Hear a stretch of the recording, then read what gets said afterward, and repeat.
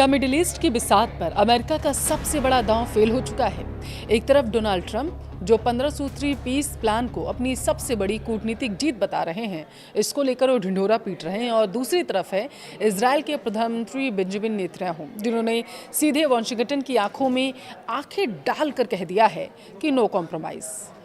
देखिए, आज के वीडियो में हम सिर्फ युद्ध की नहीं बल्कि उस पर्दे के पीछे की राजनीति की भी बात करेंगे, जहां दुनिया का सबसे ताकतवर देश अपनी ही सबसे करीबी सहयोगी को युद्ध रोकने के लिए मना नहीं पा रहा है। यानी अमेरिका इजराइल को मना नहीं पा रहा है कि भैया आप युद्ध रोक दीजिए, क्योंकि इजराइल मानने को तैयार नहीं है।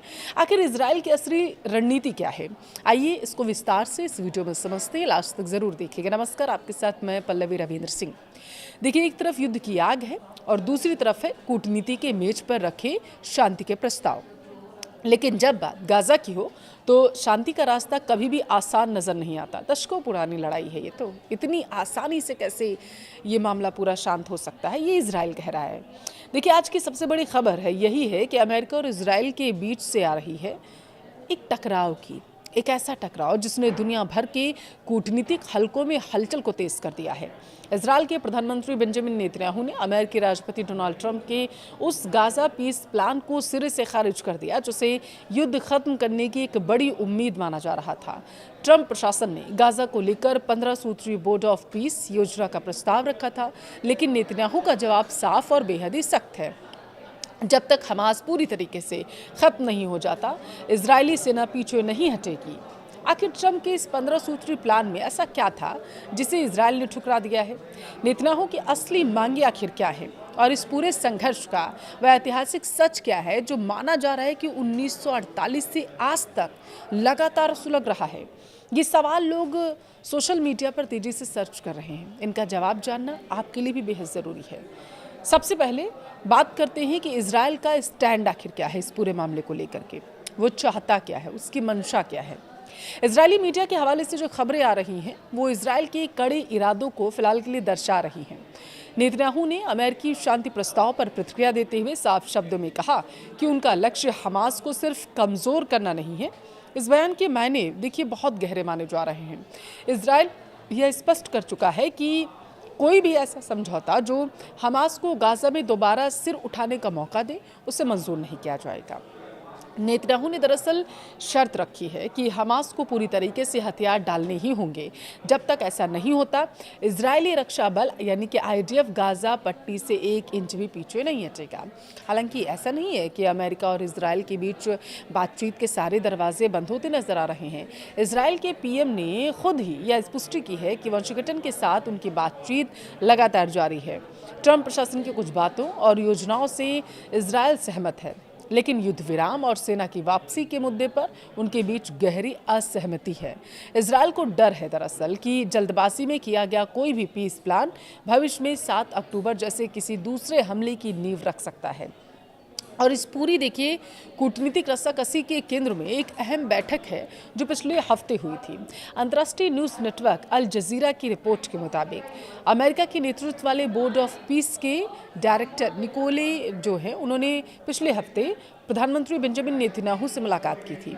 यह मुलाकात देखिए बेहद तनावपूर्ण रही थी और ये बेहद अहम भी मानी जा रही है। इस मीटिंग के बाद बोर्ड ने जो बयान जारी किया वह सीधे तौर पर इजराइल की शर्तों को दर्शा रहा है। बोर्ड ने स्पष्ट किया है कि गाजा से इजरायली सेना की वापसी तभी संभव है जब हमास के हथियार पूरी तरीके से जब्त कर लिए जाएंगे। यानी डीमिलिटराइजेशन ना के बिना शांति की कोई गारंटी नहीं हो सकती है। लेकिन यह एक विरोधाभास भी हमें देखने को मिल रहा है। एक तरफ नेतन्याहू इतने सख्त हैं, तो वहीं दूसरी तरफ राष्ट्रपति डोनाल्ड ट्रंप के दावे बिल्कुल अलग कहानी बयां करते नजर आ रहे हैं। पिछले ही महीने ट्रंप ने दुनिया के सामने दरअसल एक घोषणा की थी। उन्हें गाजा युद्ध खत्म करने की दिशा में एक बड़ी कामयाबी मिली है। उनका दावा था कि इस 15 सूत्री योजना पर इजराइल और हमास ने पिछले साल ही सहमति जता दी थी। ट्रंप का कहना था कि इस योजना की शुरुआत एक सीज फायर यानी युद्ध विराम से होनी थी। उन्होंने तो यहाँ तक दावा किया था कि हमास हथियार डालने पर सहमत हो गया था, लेकिन ज़मीनी हकीकत कुछ और ही बयां कर रही है। पिछले साल ही अक्टूबर में बातचीत होने के बावजूद युद्ध विराम स्थायी नहीं हो सका था, अगर आपको याद हो तो, और इसराइल लगातार गाजा पर हमले करता रहा ताकि हमास के इंफ्रास्ट्रक्चर को तबाह किया जा सके। ट्रंप का शांति का दावा और नेतन्याहू का युद्ध जारी रखने का फैसला, दोनों के बीच का यह खाई इस विवाद को और ज़्यादा उलझाती नजर आ रही है। क्या समझने के लिए कि यह पीस प्लान क्यों फेल हो रहा है, हमें सिर्फ नेताओं के बयानों को नहीं बल्कि इतिहास के पन्नों को भी पलट कर देखना होगा। देखिए, यह युद्ध 7 अक्टूबर 2023 को शुरू हुआ था, अगर आपको याद हो, जब हमास ने इजराइल पर अचानक से हमला करना शुरू कर दिया था। हमास, जो पिछले लगभग 2 दशकों से गाजा पर शासन कर रहा था, उसने इजराइल की सुरक्षा व्यवस्था को भेद दिया था और इस हमले के जवाब में इजराइल ने हमास को जड़ से खत्म करने की कसम खा ली थी। लेकिन क्या यह विवाद सिर्फ 7 अक्टूबर का था? अगर आप ऐसे सोच रहे हैं तो जवाब है नहीं। इजराइल और गाजा, या फिर जिसे फिलिस्तीन भी लोग कहते हैं, देखिए, बीच एक विवाद दशकों पुराना है। इसके केंद्र में मुख्य रूप से 3 चीज़ें हैं: जमीन का अधिकार, संप्रभुता, सुरक्षा। अगर हम ऐतिहासिक आधारों को देखें तो इसकी सबसे गहरी जड़ें जो है वो 1948 में जाकर मिलती हैं। 1948 में जब इजराइल की स्थापना हुई थी, तब वहाँ पहला अरब इजराइल युद्ध हुआ था। इस दौरान बड़े पैमाने पर विस्थापन हुआ और ऐतिहासिक आंकड़ों को अगर हम देखें तो उस समय लगभग 7 लाख फिलिस्तीनियों को अपने घर छोड़ने पड़े थे, ये दावा किया जाता है। इसे फिलिस्तीनी इतिहास में नकबा या महाविनाश कहा जाता है। इन 7 लाख विस्थापित लोगों में से एक बहुत ही बड़ी आबादी रिफ्यूजीज की थी। उस छोटे से इलाके में बस गए जिसे आज हम गाजा पट्टी कहते हैं। आज गाजा में रहने वाले लाखों लोग उन्हीं शरणार्थियों की पीढ़ियां हैं और यही वजह है कि ज़मीन पर हक का यह मसला भावनाओं, अस्तित्व और इतिहास से जुड़ा हुआ माना जाता है। हमास इसी ऐतिहासिक संघर्ष का हवाला देकर अपनी हिंसक गतिविधियों को सही ठहराने की कोशिश करता है, जबकि इजराइल अपने नागरिकों की सुरक्षा और राष्ट्र के रूप में अपने अस्तित्व के लिए उस टाइम से ही लड़ाई लड़ रहा है, 1948 के टाइम से ही।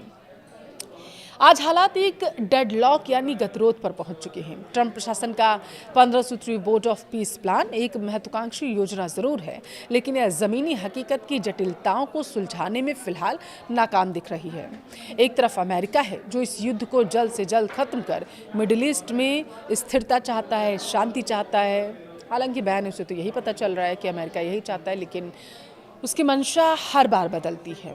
अमेरिका हर बार बयान देता है और हर बार अपने बयान से पलट जाता है। खास करके डोनाल्ड ट्रंप, वो बयान सुबह कुछ और देते हैं, शाम को कुछ और देते हैं। अब उन्होंने स्थिरता की बात की है, इसे अपनी कूटनीतिक जीत के तौर पर भी वो पेश करना चाहते हैं। तो वही दूसरी तरफ इजराइल है। इजराइल और बेंजामिन नेतन्याहू, जिनके लिए यह आर पार की लड़ाई बन चुकी है। इजराइल का सपोर्ट भले ही अमेरिका कर रहा है, लेकिन इजराइल भी झुकना नहीं चाहता, क्योंकि किसी देश के सामने झुकना इसका मतलब ये हुआ कि आप अपनी हार मान रहे हैं। भले ही शांति की बात हो रही हो, लेकिन देखिए, अंतर्राष्ट्रीय पटल पर जब 2 देशों के बीच में युद्ध हो रहा होता है तो तस्वीर तो यही निकल के आती है, क्योंकि ये मसला कोई आज का नहीं, 2 साल का नहीं, ये सालों से, दशकों पुरानी ये लड़ाई है।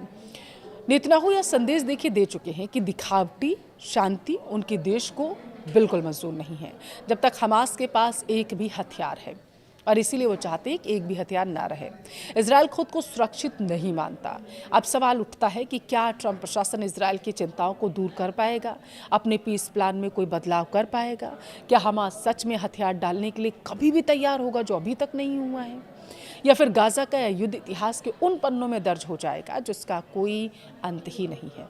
फिलहाल गाजा के आसमान में धुआं है, बातचीत की मेज पर तनाव है, कूटनीति की मेज पर 2 मजबूत नेता आमने सामने हैं।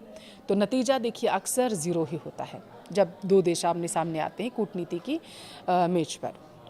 नेतन्याहू ने साफ कर दिया है कि उन्हें ट्रंप का दिखावटी शांति प्रस्ताव मंजूर नहीं, लेकिन बड़ा सवाल अब यहाँ पर यह है कि क्या अमेरिका इस झटके को खामोशी से बर्दाश्त करेगा या फिर इजराइल पर कोई नया दबाव अमेरिका बनाने की कोशिश करेगा? मिडिल ईस्ट की या भू राजनीति किस करवट बैठेगी, यह देखना अपने आप में बेहद दिलचस्प होगा। इंटरनेशनल पॉलिटिक्स के शतरंज में आपका क्या सोचना है? ट्रंप सही है या फिर नेतन्याहू? कमेंट में अपनी राय जरूर दें।